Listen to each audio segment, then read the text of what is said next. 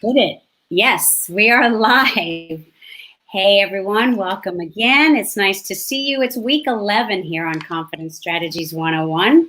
I'm Carmen Milagro, confidence strategist, CBD educator, and behavioral coach. I want to welcome you again. It's 7 o'clock. It must be 7 o'clock on Tuesday. And of course, we're always bringing you two perspectives and two styles, but with one purpose, and that is to thrive together. We want to always continue to give to our community, share our resources and our network. And of course, we want to always introduce my co-host, none other than Mauricio Mejia. He's in Silicon Valley. Mauricio, how are you today? Good. How are you? I'm Other good. aside from the beautiful day, it's how are you holding? How are you holding down during these crazy times? I am hanging in there. I think we all are. And, I know it's the last day of your birthday month. Oh Is yeah, this yeah.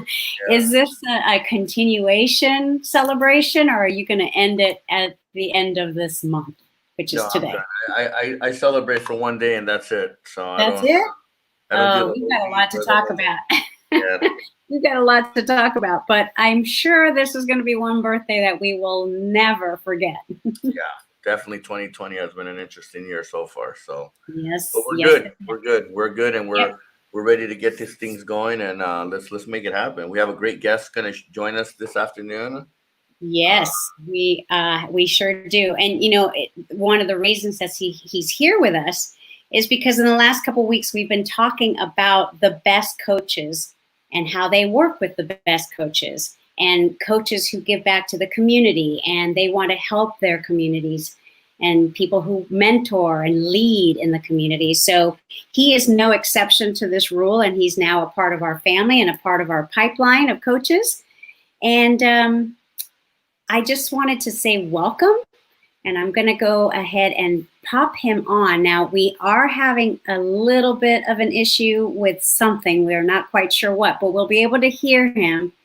And I just want to welcome today to our show, Mr. Charleston Pierce. Charleston, are you there? Hey, Bay Area! Yep, that's the Charleston I know. We would just want to say welcome to the show and thank you for taking time to spend with us. Oh my God, it's my pleasure. I heard by the grapevine that it was a birthday. Happy birthday, my man! Happy thank, birthday to you. yeah, no, Happy thank birthday you, thank to you. you in We're this wonderful 2020. Yeah, it's been one heck of a roller coaster ride. That's Oh for my God, this yep, is That's one why birthday I you'll think, never forget. yep. yes, exactly. I think that's why we need to extend our birthday celebrations. But Charleston's been a longtime friend. You've been a community leader. I've been following your evolution for years. When I met you, Charleston, it was what, 12, 15 years ago, maybe?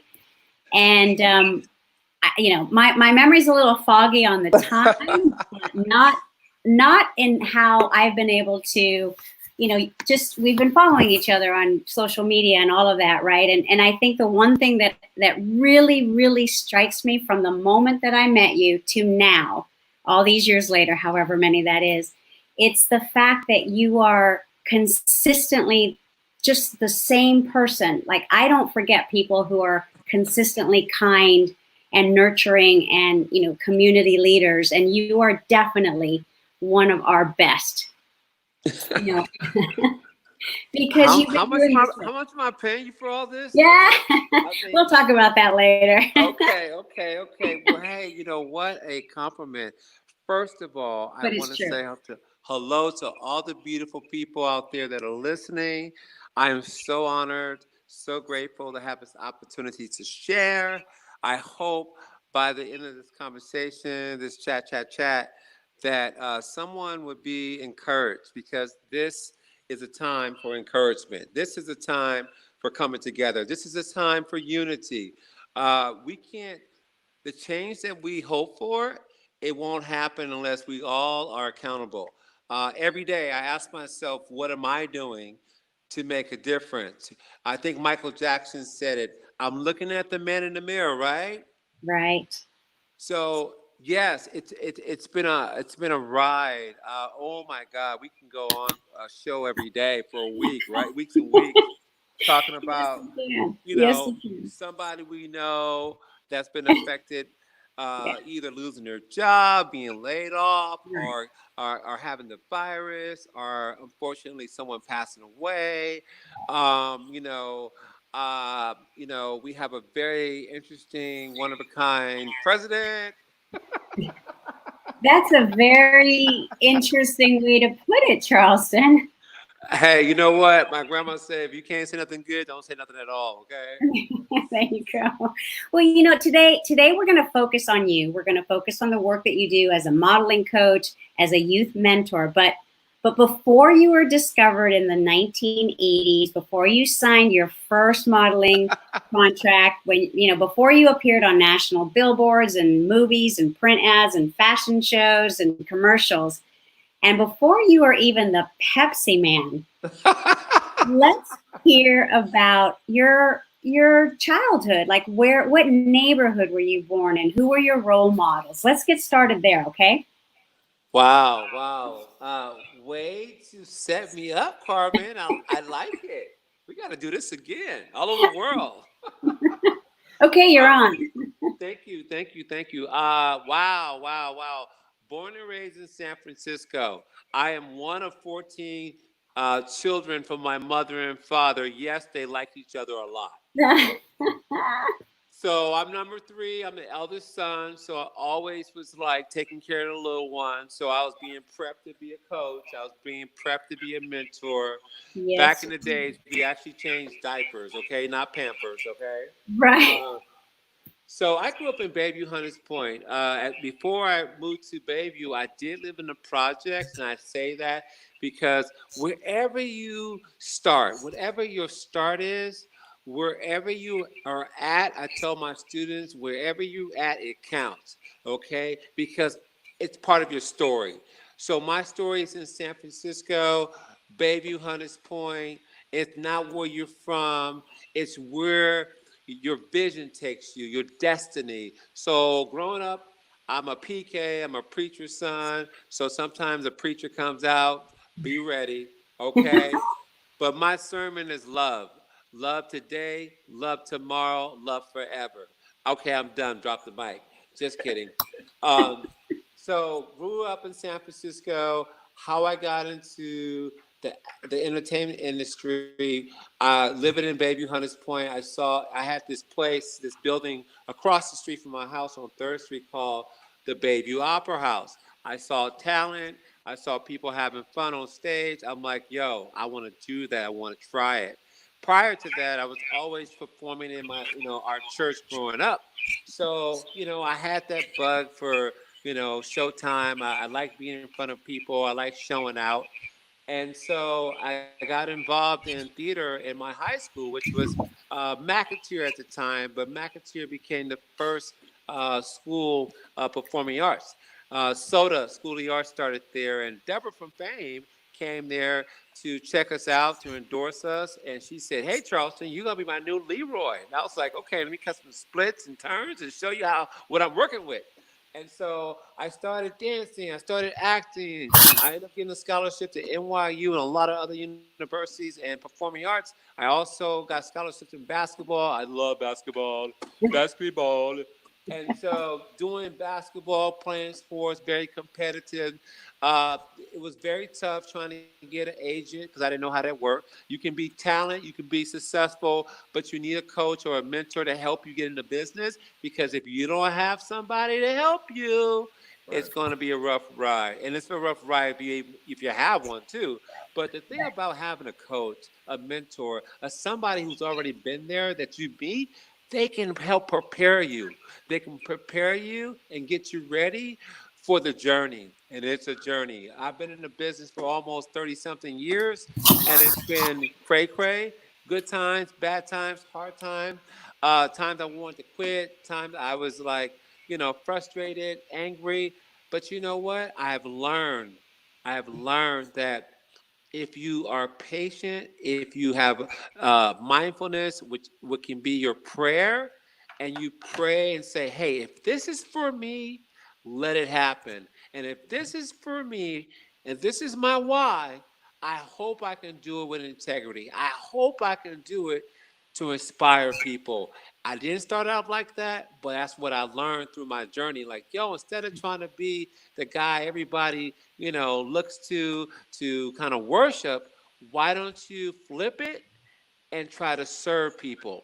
I didn't know that. I learned that. I had an awakening. It's about service, serving. So what I do as a coach, I serve my students.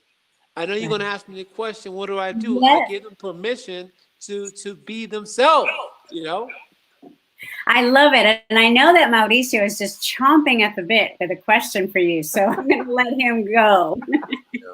So interestingly enough, we have something big in common right now. So I'm born in San Francisco, but I was raised in Los Angeles. So from like 3 years old on, I moved to Los Angeles. But in 1984, I moved to San Francisco with my father, and we lived in Hunters Point. I lived in Wow. I lived on Oakdale and Third Street. I think it's Third Street, the main street that goes through in Oakdale. Dude, we're neighbors. I'm on Newcomb and Third. What? So yeah, so I used to go to the right across the street was the kind of like the playground for kids. After school, I would go play across the street. Burnett. Yeah, exactly. So I was and I went to Glen Park for elementary school, and crazy enough, obviously, Hunters Point is majority is African American. I was the only Latino family. There was a few Latinos in there, but I was the only Latino there, and it was interesting because all my best friends, I would go riding my bike up in the Hunters Point area, and people would be like, "Aren't you scared of going up there?" I'm like, "No, these are my friends." I was a kid. So I grew up in an environment and with the fearlessness of just being around people and not judging people. I was just my family, my father, just my upbringing was like that. So I love Hunters Point. Every time I drive by there, I like to see the changes, the positive changes. Definitely, I got to see it when when it had its crazy times in the early '80s or my God. mid '80s. So when you were telling the story, when it took me back, I was like, oh man, I know exactly what he's talking about. So that's where you went.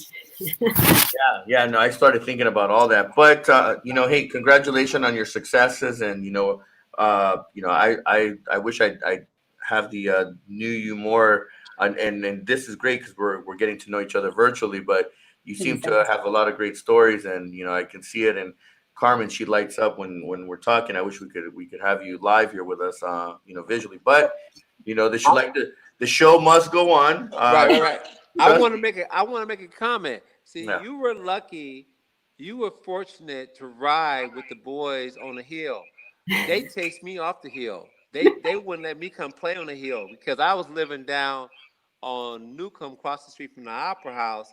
So I wasn't cool enough. I had cousins on top of the hill, so I would go see my cousins. But if I was by myself, I got chased off. I got jumped because it was a thing about being in the projects and then living in a house, right? Yeah. So at that time, I went to Pelton, I went to Giannini, and they were like, "Man, you're not really from the hood. You're from down on Third Street." So it's this territory thing, right?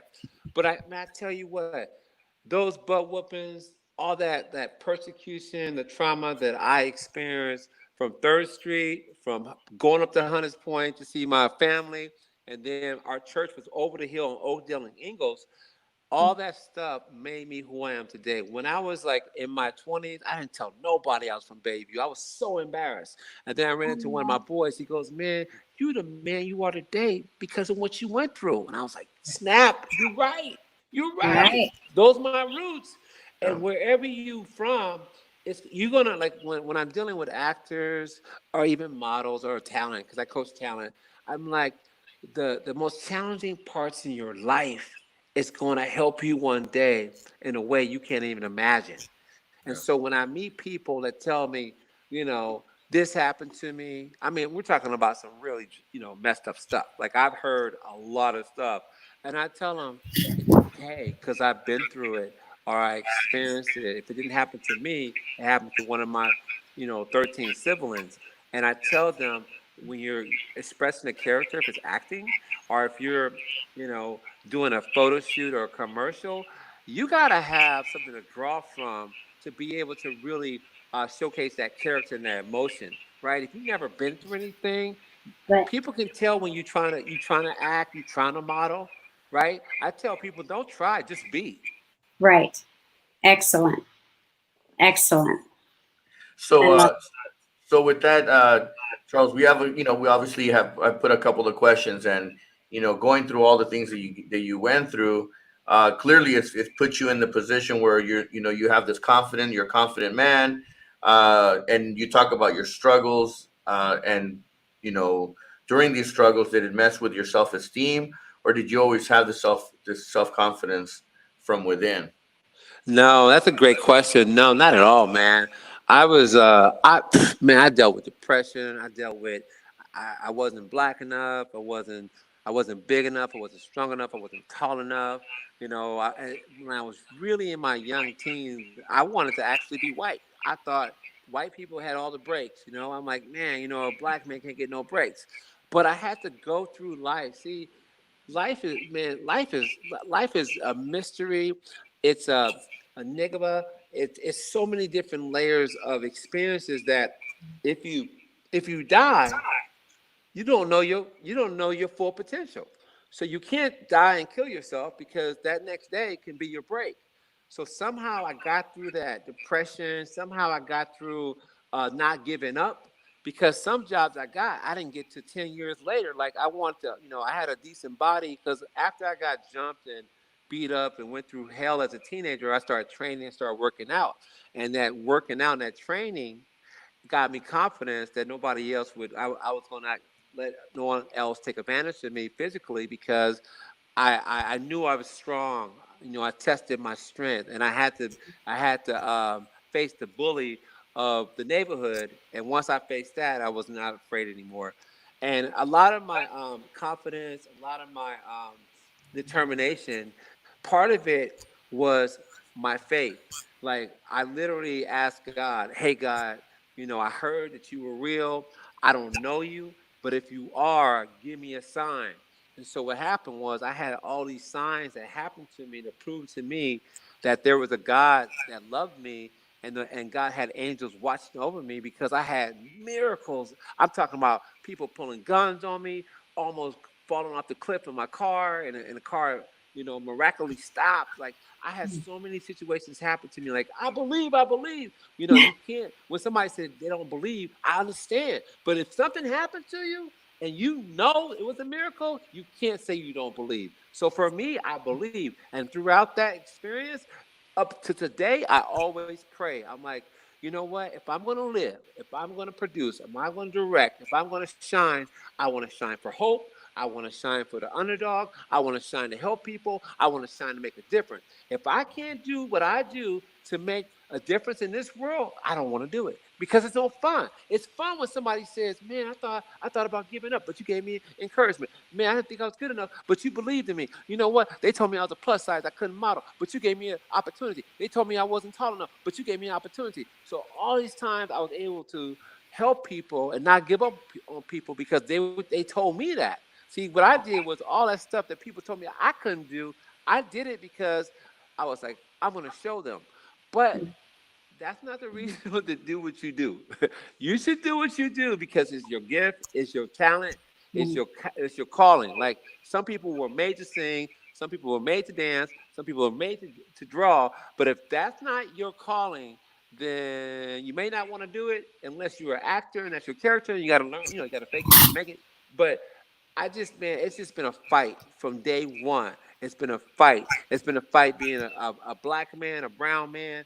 When you come into this world is not perfect. This world is not fair. So if you want to win, if you want to make it, you can make it. But the more you hang around positive people, the more you find people who believe in you, you got a better chance to make it. You cannot make it by yourself.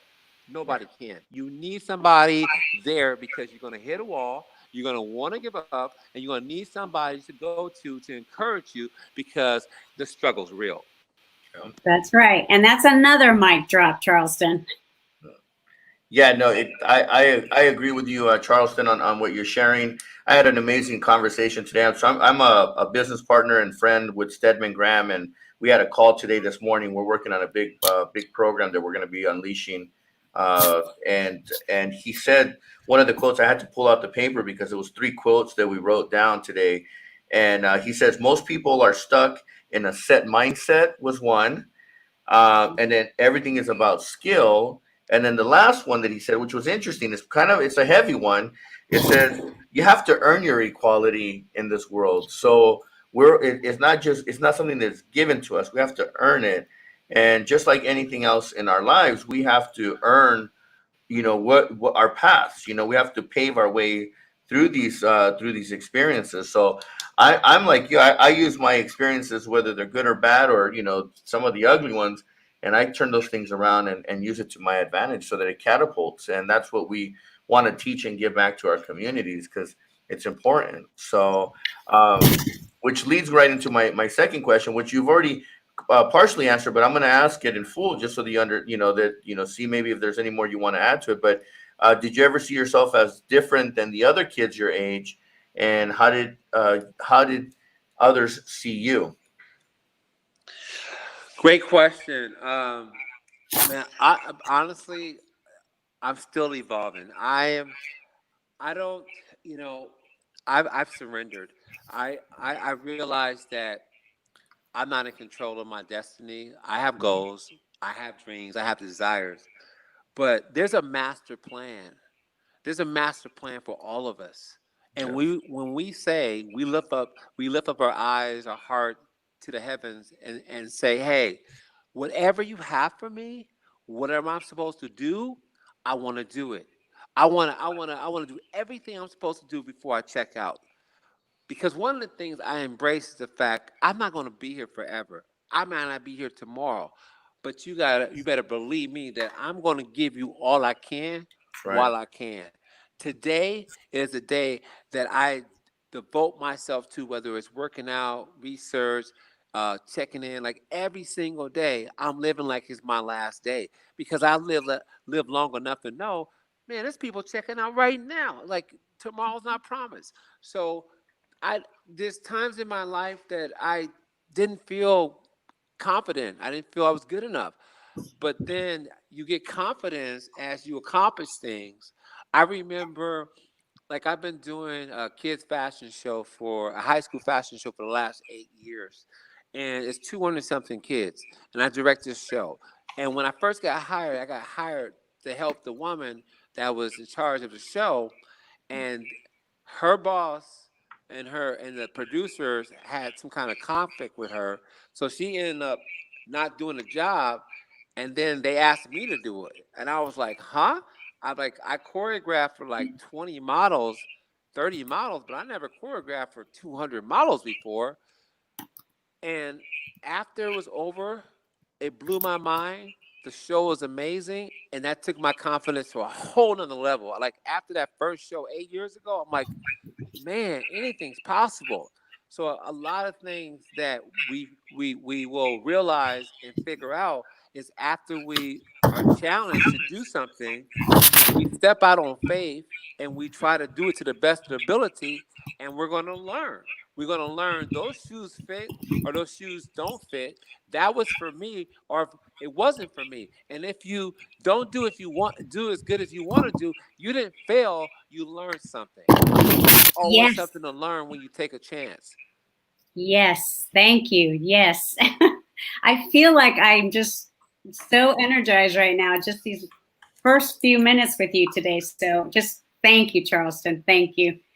I had another question, but it was really just, you just answered it. It was, this idea of the work that you've been doing. You've been, you were, I think, modeling 16 years by 2005. So this is just incredible. And I am so grateful that you're here with us because I really needed to hear you today. I'm going to skip around a little bit. I'm going to ask you about your quote, which I loved. And you say that your walk is the public display of your self-esteem and personality. I think I know what you mean by that, but can you share with everyone else what you mean by that? Absolutely. So I have a book that's called Star Walk. And Star Walk, a lot of people used to say, I was a part of this show called Macy's Passport Fashion Show, which went on for almost 30 years. I started that show as a model in 1989, but before I did my first show, I tried out twice. I pretty much gave up because um, I was rejected. And one of the things that people must understand if they have an interest in entertainment, you will Right. get rejected a lot because Oh, no one gets every job. I don't care who the top talent is in the world. No one gets every job because everybody's not the right fit for every job. Hmm. So I got rejected, and not once but twice. And I was gonna give up, but my ex-girlfriend told me she bought tickets to go see the Passport Fashion Show, which was sponsored by Macy's, the biggest show in California, San Francisco, and LA. And then 2000 and like I think 5 or 6, it started going across the nation. Um, but I was part of the first production that happened in San Francisco. It started in San Francisco at Macy's in a cafeteria by a black man. And I say that because a lot of people don't know that. And I like to give credit to Black and Brown because a lot of times we don't get credit. But right. I like to give credit to people where credit is due because this guy, I actually asked him for an opportunity to try out because I'm like, hey man, I'm trying out. All I need is one break. Just give me a break. I didn't want to beg. I just asked them, give me a fair shot. I know I could do it. So I end up getting the show. And then from that one show, I end up being 25 years later, the captain of the show, one of the producers, considered, top model. And I wasn't the best. I've never been the best at anything. But what I always had was passion. Okay. Passion in my heart. In my heart, I believe I can do anything with the help of the Almighty. If it's for me, because I've learned in my career, I didn't know that my beginning of my career, I should have prayed to say, hey, I want to dedicate my gifts and talents to helping, make the world better and inspiring people. I didn't learn that until later in life. But when I first started acting, modeling, I've done over 40 commercials. I've done about 3 films, lead parts, principal parts. I've done billboard, all that kind of stuff, right? But before I did all that, I didn't believe that I would go as far as I would go. But I did believe that if I got the opportunity, that I would work hard, and I did work hard. I was really faithful to the Macy's Passport. I can say this without a doubt. Those 25 years of being part of that fashion show, I never came to work high. I never came to work drunk. Um, the reason why I say that because when you really honor and appreciate a platform that you had to work hard to get that you didn't get, you don't take it for granted. So and it paid off because the producers of Macy's said, Charleston Pierce, you have a gift. You should start coaching and teaching models. I was like, heck no, I don't want to tell anybody what to do. I want to be a star. I wanted to be the best star I can be. But from coaching and teaching, it made me better. I was able to evaluate people, study people. I was able to look at my own work and go, oh my God, I could have been better. So when you teach, when you mentor, when you coach, you get the opportunity to better yourself. Yep. It's a win-win. And I had a heart for people. I have met some of the most challenging people that at first I was like, God, why are you sending me these people? But God was like saying, I'm sending these people because they're a reflection of you and they're going to make you better. And they have made me better and it helped me to be empathetic. So whenever I meet somebody on the street, I don't care what color, what size, what shape, I have love for them. I really get love. Like everybody is a reflection from the creator. Everybody has something. And from them, I can't wait to hear their story because their story is going to inspire me. It's going to encourage me. It's going to help me. And we're going to find some way we can connect and go, you know what? We're not that different. Right. Okay. We might look different, but we're all a part of the struggle of human life. So all the things I've done in my career, it has been a blessing. Like everything I've done, like the movies and like I would say the last 10 years are 15 or 13 years of coaching, teaching. Most of the jobs I get as an actor, as a model, as a director, producer, they come to me. They come to me because people hear about me. Exactly. And so, and the reason why they're coming to me, I believe, is because I'm serving people. So when you serve people and you stop trying to do yourself, because I'm not trying to be a model. I'm not trying to be an actor. I love acting. I love modeling, but that's not my focus. My focus every day is how I can help other people. How can I make them better, or how can I create things that we all can collectively shine together? And that's what I'm doing with my platform right now. And I'm so grateful to be on this platform because we're collaborating and we're Good. Bay Area. And when the Bay Area comes together, when we take away our fears, because everyone everyone can learn from each other, everyone can be inspired from each other. That's why this whole, stuff that we got going on right now, for as people having issues with each other, if we sat down and talk, right? And if I was the first person to talk, I'm gonna tell them, you know what? You're a beautiful person. You got great hair. You got good muscles. You're smart. I'm gonna find something positive. If you look for something bad, you'll find something bad. But my mentality, my brain, the way I'm wired now, because I've submitted to love, I'm wired that I'm looking right when I meet you. I'm looking for something good. I'm looking for something good to say about you, because guess what?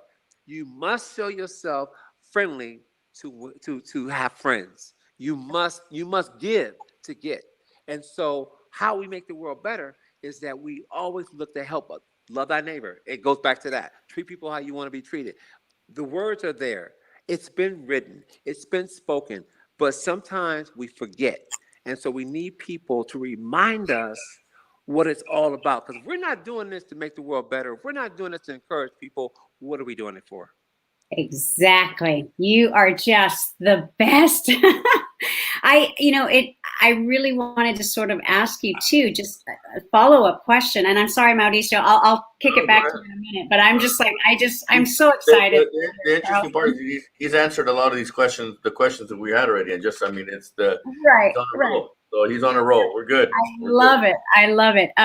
So when you're teaching someone and you're working with someone, and going back to the previous question, that your walk is a public display of your self-esteem and your personality. So does that mean that you can teach anyone to walk with pride and confidence? Or So I don't know if it's teaching. I think what it is that if I have all the people that I work with about 400 to 500 new faces every year, right? The high school has 200 plus students, plus their parents. right. Then I produce shows throughout the Bay Area and also around California and outside of California. So I work with about, 400 to 500 models a year. And that's been for the last, God knows how long. It could be, I would say 10 years. So Right. thousands, and then my whole career, because my whole career, I was the guy on set that they told me, all right, Charleston, get everybody going. I never knew I was a coach. I never knew that they were using me as a spark plug. I mean, I look back now, I look back over my life and I go, I get it. Because when you're going 200 miles an hour, when you're seeking your goals and your dreams, you can't really see outside yourself. All you see is what you see. Right. That's why, it's good to have older people around you that can tell you and read you and go, I'm gonna tell you what you're doing. I'm gonna tell you what's going on with your life. And so the Star Walk, so basically when I'm in when a person's doing a fashion show, or a person before they get a fashion show, Star Walk came from the auditioning. So when you walk into an audition for a commercial, for a fashion show, for a film, the directors, the producers, or the clients, they're looking at your energy. And your walk has energy, right? Your posture says something about yourself. You take pride in how your appearance looks to the world. Because when we're talking about making some money, I made so much money doing what I love to do, performing. It's crazy. What happened to it? I spent it. No, I'm just kidding. That's Okay, another conversation. You need a financial advisor. But anyway, so when you walk into a casting or audition, two different things. But you have to have, if you've been coached and taught, you walk in there a certain way. You don't walk in there chewing gum. You don't walk in there with too much cologne, too much perfume. You don't walk in there desperate. This is the number one thing I always tell people: don't be desperate. Yep. Let it come to you. If it's meant to be, how do you know if you're supposed to be, anything? Your gift will make room for you. Okay. If you're working on your craft and your craft is part of your lifestyle, this is what you do every day. Every day I work out. Every day I check in with myself in the mirror and go, how you doing? Right? I have my students look in the mirror. I'm Charleston Pierce. I'm strong. I'm successful. So we get there. We go deep. We go deep inside because we got to tap into that inner star. We got to tap into that inner model. We got to tap into that inner man. And we have to go there. Right? And I get energy off my students because when I'm pushing them, I'm being pushed. Because if I set them free, please believe me, they're gonna show out. And I gotta have something. I gotta have something. So it's this energy going back and forth. But the Star Walk, everybody needs to embrace their walk and make sure when they go into a casting, when they go into a job interview, when they go on a date, when they walk in the Tenderloin, don't show that Star Walk, okay? Don't show that Star Walk in the Tenderloin. You don't want to be walking in there like you're rich, okay? In the Tenderloin in San Francisco. Anybody know what I'm talking about? Yes, Okay. I lived there for 10 years. So you don't want to shine bright in certain places, right? Don't go in Hunters Point. I'm a star, But you go into a casting, you go in there with confidence. When you're not trying to, sell yourself or when I sell yourself, it's okay to sell your brand. And when I say that, I mean embrace it. I didn't say come across, like you're desperate or you really want it really bad. No, just be confident, take a deep breath, be relaxed, find a smile that fits your personality, that's not too much, too less, right? So it's good to have somebody check out how you look, how you walk, how you dress. Me personally, I'm still in school. I went to school and I haven't finished yet to get my fashion merchandising degree because not only if you're a talent, you should know about hair and makeup. If you're a talent, you should know about styling. If you're a talent, you should know how to, read a script. If you're a talent, you should know your colors. You should know all these things that you might want to step into. Like for me, as a talent, I like sports. So I like to watch all sports because I'm athletic. I like fashion, so I like to know the top male designers that are out there, or who's who, or what kind of looks that are current. I like to know about different things that appeal to me in the business I want to be in. Like I tell my teachers, my students, I'm like, tell me 10 top designers, huh? Tell me about, where's the fashion, where are the fashion weeks at? Huh? I'm like, okay. Why do you want to be a model? Because my mother told me I was good looking. Not. Yeah. If you don't know your why, you don't know why. Why be a model because I look good? You want to be a model because you're a salesperson. A model is a salesperson. That means I can sell anything. I can sell any kind of product, merchandise. So if you don't know your why in acting and modeling and producing and directing, you don't know you're missing out because you're not doing it for the right reasons. Yes. You're not in your lane. Charleston, if I could do cartwheels, I'd be doing cartwheels right now because everything that you are saying comes from how I teach and how I work with kids and how I work with people. It comes from the artist's heart. And that's where Confidence Strategies was born. That's what I'm talking about. And it's sometimes it's really difficult to translate it for people who are just, only in the business world and only in the entrepreneur world. They think it's something really hokey or whatever, but everything that you just described is what I work on as well, and that's why I think we get along so well. I know, Mauricio, I think one of your girls has a question here for Charleston. Yes, Melissa, have you ever worked in New York? The first time I went to, hi Melissa, how you doing, girl? So let me tell you about my New York. I got a scholarship to New York, NYU, first of all. I did not go because my parents were freaking out. They didn't want their oldest son to leave them, go to New York and get turned out. They're probably right. So I didn't go because I was a wild boy, young, I look all right. I look all right.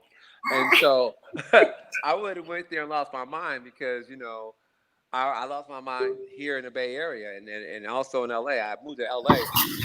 But I've been to New York. My first time there, I will never forget. I I don't know. I don't remember the airline, but I remember John F. Kennedy. I remember getting in a cab, and I was like a little boy on Christmas. I was so freaking excited. I went to New York. I don't even think I slept that night. I think I was up the whole night because I always wanted to go when I was young, and I didn't go until I was in my 20s, right? So I went to New York. I stayed at the Waldorf Hotel, which is where Eddie Murphy stayed. I mean, they did the movie Comes to America. So I Oh stayed yeah. at that hotel. It was off the chain. It was a beautiful hotel, beautiful room. I won't tell you all the things I did. Anyway, I um, I went down to the lobby and I was in the lobby with my girlfriend at the time. She was a buyer she's a buyer, and so we got hooked up, and so um, we were downstairs in the bar, and the client walked up to me and go, "Who are you?" And I'm like, "Well, who are you?" The whole thing about show business is that you got to know how to talk to the entertainment industry people. It's a game, and if you want to learn that, you can contact me at charlestonpiers.com. Just kidding. All right. We'll So get to that too. yeah, so a woman approached me and she goes, "Who are you?" I said, "Who are you?" And she goes, I work for Ebony Fashion Fair." I said, "Okay, cool. What's up?" She goes, "Hey, we're looking for models, and we would love to have you try out." I said, "Okay, cool." And I didn't think twice about it because I've had some of the most crazy, crazy, crazy experiences. Like there was a TV show called with Jennifer. Oh my God, what was that TV show? It was supposed to be Jennifer. What's Jennifer? The woman who Beals, was, huh? Aniston. Anderson. Did she have a TV show like she was a detective or something? What was that show she was in? She played all these different roles. She was a spy, I don't undercover. know. I You don't know don't that show? know. Anyway, so I've been in New York and I was with Ford models, but this woman I met at the bar flew me to Chicago. I went to go try out for Ebony Fashion Fair. They wanted me. I turned them down. I got an agent, made $10,000 my first time in Chicago, first week in Chicago, and so to answer your question, yes, I was in New York, got an agent, and I was recruited by Ford models. Well, thank you. We should probably, Mauricio, do you want to take this one about just, how the situation may have changed? Situation may have changed. Which looking Four, down. question four, part of question four, because you Okay. know how I have everything So, organized. all right. So one of the questions we had here, and this is just to kind of just to talk about what how you've set up your curriculum, but so you've been teaching your patented weekly talents workshop for models, actors spanning the entertainment industry. What's your approach to coaching models and actors? Why that approach, and how's this pandemic affected the way you teach and coach? Great question. So I started off once again from Mason's Passport. They inspired me to coach. I never had a desire to coach. I never had a desire to teach. And off question, I also my day job worked for the San Francisco School District. So I'm a teacher for a secondary school with kids that are on probation for juvenile hall. So that's my day job. That job I've been doing for 4 years. It's been amazing because it gave me another level of empathy that I never had before. But because of the pandemic, I was very fortunate. My last show was in February. I did a show for Black History Month and for T-Mobile. That was a lot of fun, and so it was a big job. So it really blessed me financially because with this shelter in place, I had to stop everything, and so I've been working online. Today was my last day with the school district, doing virtual learning online with San Francisco School District, and then I started Zoom classes 2 weeks ago, doing a workshop online doing Zoom classes. So anybody want to take a Zoom class, one of my modeling classes, they can contact me. But prior to that, I was doing workshops every Saturday in San Francisco at Studio Mix Gym. I want to give a shout out to Studio Mix Gym, Missy. And I also want to give a shout out to all the Bay Area people in the Bay Area who inspired me. Like my jobs, my career, I couldn't have done it without people in the Bay Area who have inspired me, encouraged me, believed in me. Some people did, some people didn't. Some people, I wasn't for everybody. Everybody doesn't like me. I'm okay with that. But I love everybody because I realized that until you tap into real love, then you can't really go there and have a love for everybody. So a lot of times people don't like people because they don't have enough love or they have an issue with that person. And that's their own personal issue. But the coaching, the teaching, I still do. I keep in contact with my students. I'm working on a project right now for Black Lives Matter. I just got hired last week for a PR company called Cross Marketing PR. Shout out to Claudia Ross. For her company, I got hired to be a creative director for a PR company. I'm a lot of shows that I normally do this year have been put on hold, but I think that I'm going to continue to do workshops online and find ways to be creative. Um, did I answer all your questions about that? The workshop? Yeah. And you're giving me some ideas too, so we should definitely talk. Definitely. Well, first of all, I think all three of us should do something together because we're family. Mauricio, you said it. You said it. You said it. That we're family, and he used to be in the hood, so we definitely got to be family. Right. And so I'm definitely interested in collaboration. That's what I do. Like I say, man. See, I'm hyped. I'm hyped. First of all, I've been locked up in a cage for 3 months of whatever month it's been. So I'm ready to blow some stuff up right now. But something else you two have in common. Huh? Something else you and Mauricio have in common. Oh, really? Oh, yeah. I'm the calm one in this bunch, I think. You know what? I'm the calm one in this bunch. Oh, okay. Hey, Yeah, we need you. This has really tamed me down. So, Charleston, with being mindful of time, I want to ask one more question: Is how does the work that you do serve our community and or your community? Or I like to say our community because we speak as a whole here. I grew up in an era where, again, growing up in Southern California, one of the radio stations that really put a big influence on me was Power 106, and there was a similar station up here, it's still around KMEL, but Power 106 down in LA had one of their slogans was "There's no color lines," which I think KMEL had that thing too. So when we do things, we talk about our community. We're inclusive. At least that's the way we're brought up. So how does your work that you do serve our community? So I know that radio station because I used to live down the street from the Beverly Center on La Cienega and Pico. Uh-huh. So I used to live in LA. I moved to LA in 1989. 1989, I moved to LA. I was with 3 agencies down there. Did very well. I have a lot of people that's in the industry. A lot of people I coach that's on TV. And so I know that radio station. I used to jam to it.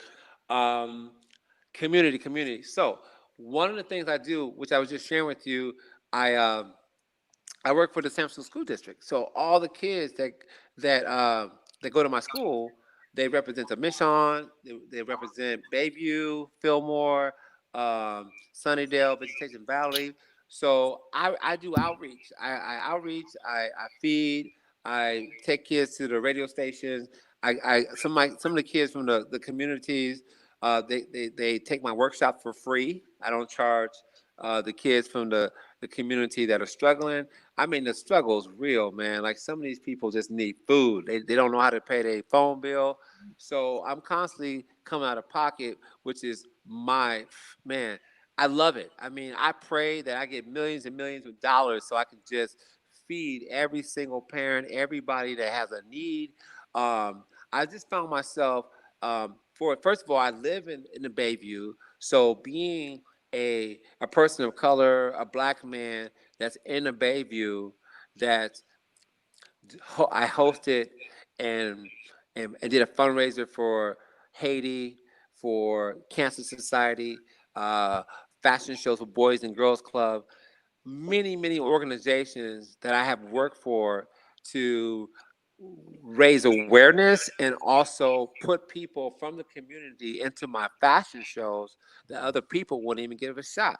A lot of people don't have an agent, and I still booked them and paid them to be in my show, especially the show I did for Black History Month. It was 80% people of color, and then I had some. I wanted it to be diverse, but um, T-Mobile wanted mostly, black and brown people for the show. But every day of my life, man, I live in Bayview and I play ball. So I go to the parks, and when I see the kids, I give them workouts. I got a chance to play against Charles Barkley, Jason Kidd, um, what's that Asian cat's name? Jeremy Lim. I played him in the championship. I played in the San Francisco Summer Pro League for like 16 years. So I played against a lot of pro players. And so when I'm in my community, in my neighborhood, I mentor kids playing basketball. I mentor kids modeling, acting, rappers, whatever talent you get. When I see a kid walking down the street, male or female, male, black, brown, I don't care what color they are. First of all, for me, yeah, we know all lives matter. My heart is down with black and brown because it seems like black and brown is getting, the short end of the stick. But I must say this, for my career, most of the people that has really impacted my career were white people. So I grew up not hating any kind of race because I've been loved by every race. But yes, I've been called an N-word since I was 5. When I was 5 years old, I was bused from San Francisco to Treasure Island, and they had signs going, "Niggers go home, niggers go home," and I'm like, "What's a nigger?" I didn't know what that was. So my whole life, I've been hated on. I've been told I wasn't good enough.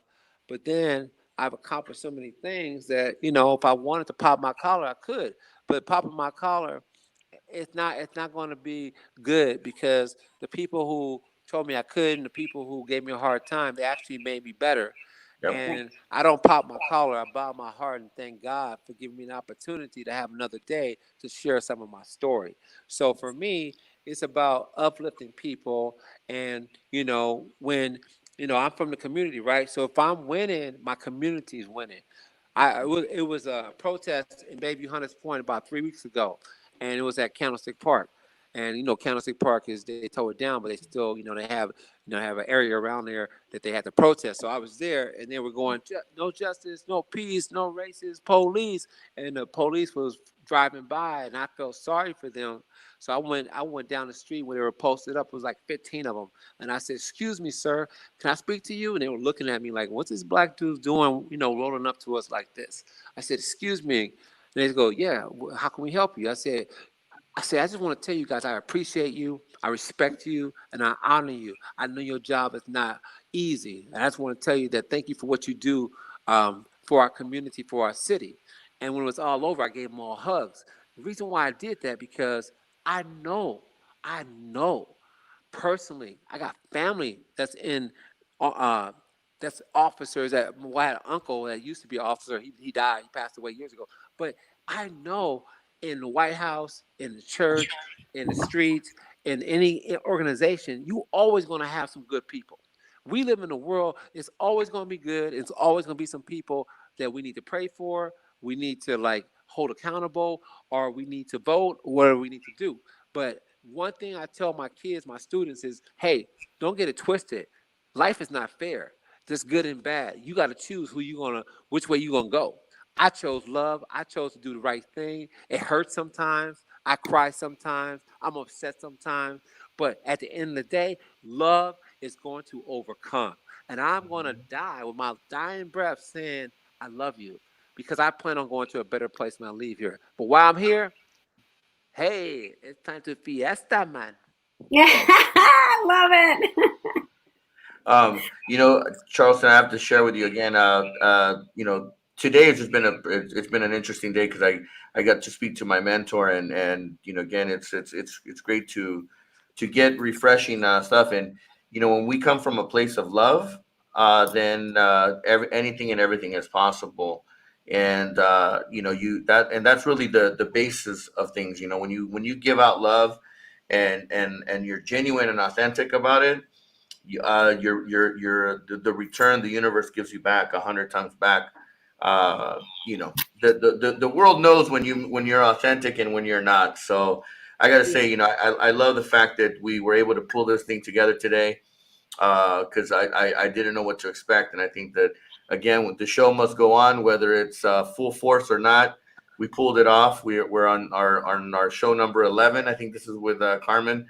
Yes. And it's amazing. I'm looking forward to doing a follow-up on this so that we Yes. can we can make it happen. Yes, I would love that so much, Charleston. I can't tell you how much I appreciate you spending, like, you've been here with us for almost a whole hour, and I know that this is dinner time and your evening or you're working, and so thank you so much for just taking the time to be with us and to share these thoughts, and your words have been so powerful today. So thank you.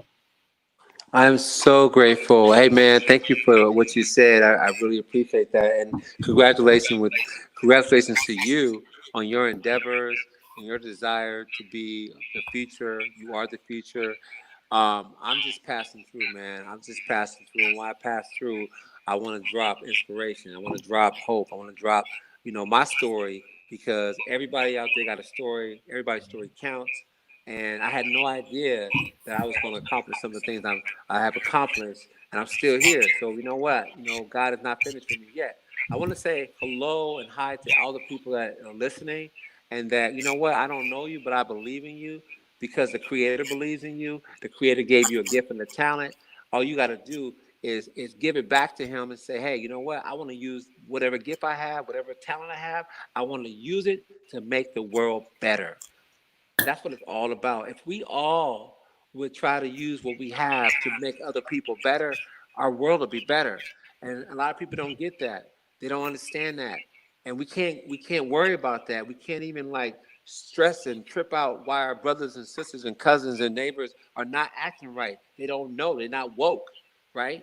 So how you wake them up is through your dance, through your singing, through your acting, through your modeling, through your directing, through your radio show.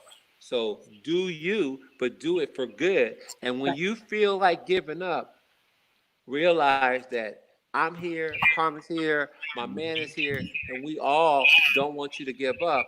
Even though you feel like giving up, find somebody you can call and say, yo, I'm having a bad day, because we all have bad days. I just went through a breakup for 7 years. I mean, I couldn't have got through that pain without my cousins and without my friends. We all need somebody, man. Love is real, and love hurts. Love it's not supposed to hurt, but let me rephrase that. When you love somebody, you put love out there and you don't get it back, it's disappointing. So it's not the love, because if it was love, it'll feel good. So I need to correct that. But all I'm trying to say is that you're not by yourself. My name is Charleston Pierce. I'm on Instagram. I'm on Facebook. I want to be somebody that somebody can, talk to me or share with me and tell me, hey, you know what? Do you believe in me? Yes, you can.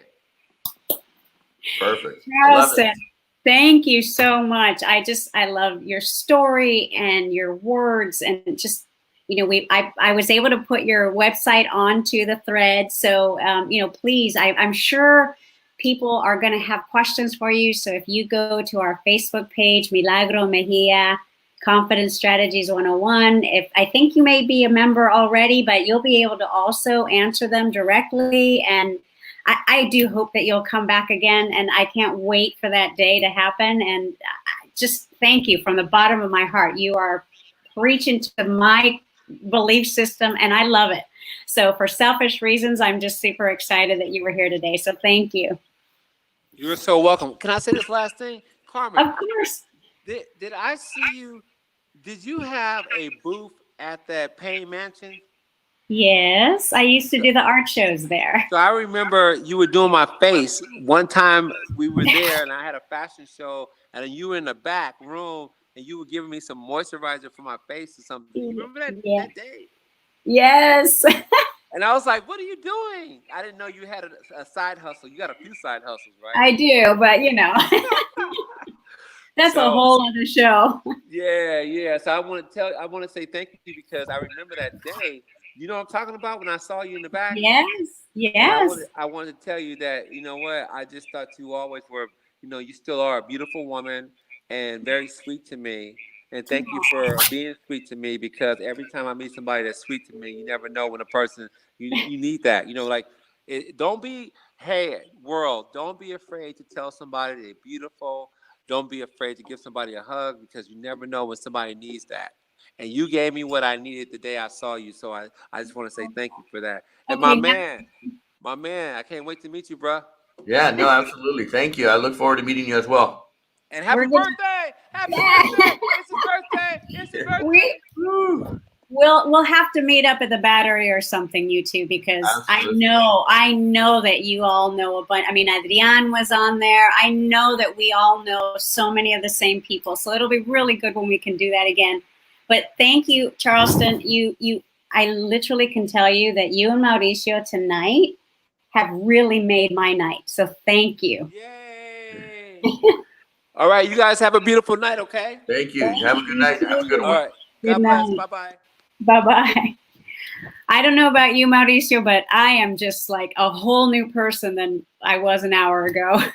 Good. Well, let's keep the momentum going. Let's wrap it up. And hey, another good show under the belt. Yes. Thank you to everybody who hangs in there with us every week.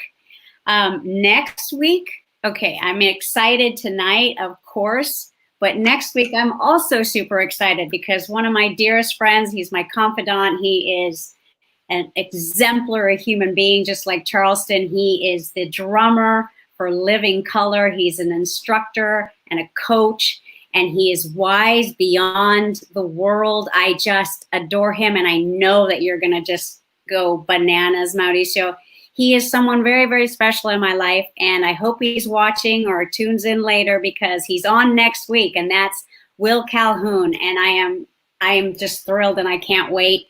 I appreciate everybody who stays with us every week and who watches us on the replays, and thank you all for all your comments and your engagement. It really means a lot, and like Charleston said, sometimes you just don't know just the kindness and what that means to someone when they're going through a bad patch. So thank you. We will see you next Tuesday. We always we're trying to bring you the best of the best. And I think we're doing a pretty good job so far. And if you don't think we are, don't tell me today. Tell me tomorrow. Sounds good. Have a good one, everyone. Good night. Good night, everyone. Thank you. Have a good 4th of July. Stay safe. And we'll see you next week. Thank you.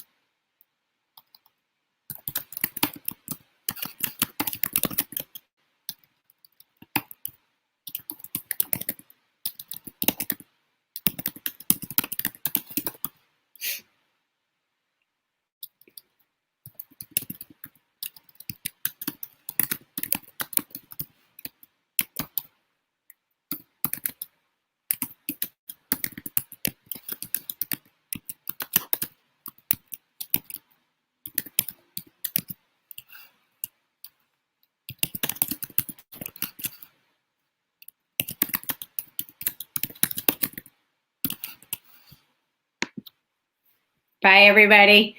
Thanks.